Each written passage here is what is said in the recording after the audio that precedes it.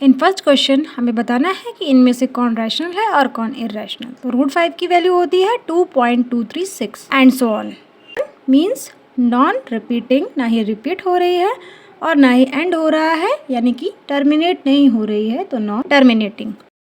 सो इस तरह के नंबर्स को हम इर्रेशनल नंबर बोलते हैं।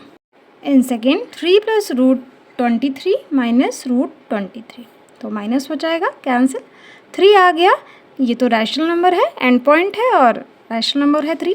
इन थर्ड क्वेश्चन √7 से √7 कैंसिल हो जाएगा। 2/7 की वैल्यू जब हम कैलकुलेट करेंगे तो देखिए 2.85714 2 के बाद बार बार रिपीट हो रही है, मीन्स रैशनल नंबर होगा, क्योंकि रिपीट हो रही है, रिपीटिंग है, इसलिए रैशनल नंबर है। एक सीरीज़ बन रही है, जैसे 2.85714, फिर से वही नंबर, तो जब सीरीज़ बनती है तो इर्रेशनल नहीं रैशनल होता है। इन फोर्थ क्वेश्चन 1/√2, उसमें √2 का मल्टीप्लाई एंड डिवाइड करेंगे तो आ जाएगा √2/2, जो उसमें 1.44 √2 की वैल्यू है, एंड सो ऑन। मीन्स ये नॉन टर्मिनेटिंग और ना ही रिपीट ही है, तो ये भी नंबर हमारा क्या हो जाएगा, इर्रेशनल नंबर। कोई सीरीज़ बन जाती तो हम इर्रेशनल नहीं बोल सकते थे, पर वो रैशनल होता। इन फिफ्थ क्वेश्चन पाई की वैल्यू भी non repeating and non terminating होती है, इसीलिए ये वैल्यू भी इर्रेशनल हो जाएगी, तो हम इसे भी इर्रेशनल करते हैं। इन सेकेंड क्वेश्चन हमें सिंप्लीफाई करना है 3 + √3 एंड मल्टीप्लाई 2 + √, तो सिंपली मल्टीप्लाई करेंगे, आ जाएगा 6 + 3 √2 + 2 √3। √3 और √2 को जब मल्टीप्लाई करते हैं तो √6 आ जाता है। यहाँ पर a + b और a - b, a की जगह हम 3 और b की जगह √3 रखेंगे, सो 9 - 3, √3 का स्क्वायर 3 होता है, 6 आंसर। थर्ड देख रहे हैं हम a + b का हमें होल स्क्वायर दिखाई दे रहा है, a² + b² + 2ab। फोर्थ में हमें वही a - b और a + b, जो कि a² - b² होता है, ये दिखाई दिया। सो a की जगह √5 और b की जगह √2 लिख करके हम फॉर्मूले में पुट करेंगे। √5 का स्क्वायर 5, √2 का स्क्वायर 2 एंड √5 × √2 10। यहाँ पर a √5 है, √5 का स्क्वायर माइनस √2 का square, 5 - 2 3। In third question pi = c/d दिया हुआ है, मीन्स c/d तो रैशनल नंबर है और पाई इर्रेशनल। ऐसा कैसे हो सकता है, ये क्वेश्चन आपसे पूछ रहा है। तो c/d में c और d दोनों इर्रेशनल हो सकते हैं, ओके, या दोनों में से कोई एक इर्रेशनल हो सकता है। जैसे हमने पढ़ा था c/d को अगर हम माने कि c इर्रेशनल है और d रैशनल, तो भी वैल्यू इर्रेशनल आएगी, और c रैशनल है और d इर्रेशनल, तो भी इर्रेशनल, दोनों इर्रेशनल में भी इर्रेशनल आता है। d की वैल्यू अगर 6.785 है तो उसे 6.8 लिख सकते हैं, तो दिख रहा है रैशनल, बट ये रैशनल नहीं है, इर्रेशनल हो सकता है। तो हम आंसर किस तरह लिखेंगे, c and d both can be, या फिर c और d दोनों में से कोई एक इर्रेशनल हो। फर्स्ट हम 9.3 लेंथ को 1 सेंटीमीटर इंक्रीज करके उसको 10 बना लेंगे, मीन्स 9.3 पर O और 10 की डिस्टेंस पर B, ओके। तो ये 9.3 की डिस्टेंस OA है, तो कंपास से हम B पर पॉइंट रखेंगे और एक आर्क लगाएंगे।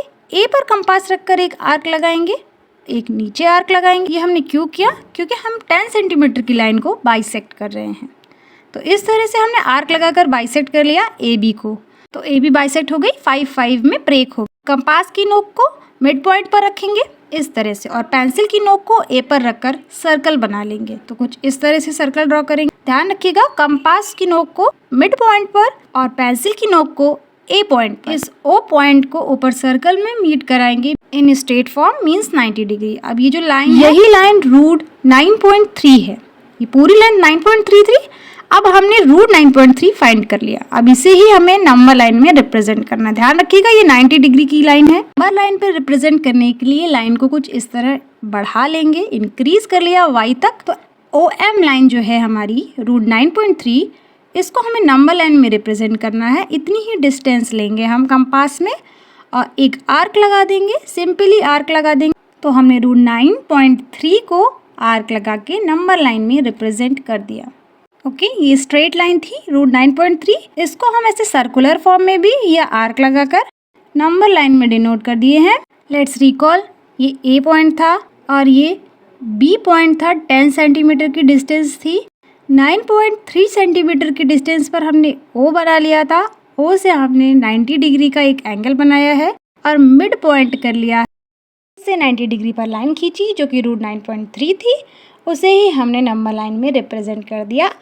तो ऐसा कैसे हुआ? पाइथागोरस थ्योरम हमने पढ़ी थी, h² = b² + p²।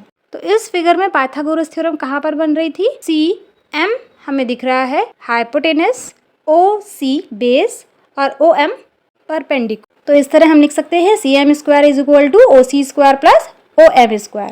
हमें रूट 9.3 यानी OM फाइंड करना है, तो OM = CM² - OC²। सो CM को हम लिख सकते हैं x + 1/2 का whole of square and OC x - 1/2 का होल ऑफ स्क्वायर। अब ये x कहाँ से आया? x है हमारा 9.3 लाइन। 1 सेंटीमीटर को हमने इंक्रीज किया था, बढ़ाकर देखिए OB किया था।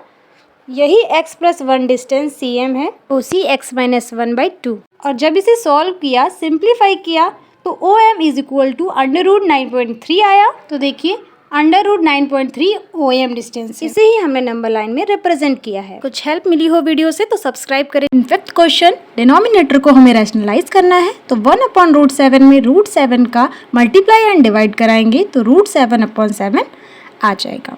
एंड सेकेंड, √7 - √6 जो नीचे डिजिट लिखी हुई है, हम उसका अपोजिट मीन्स √7 + √6 का मल्टीप्लाई एंड डिवाइड कराएंगे।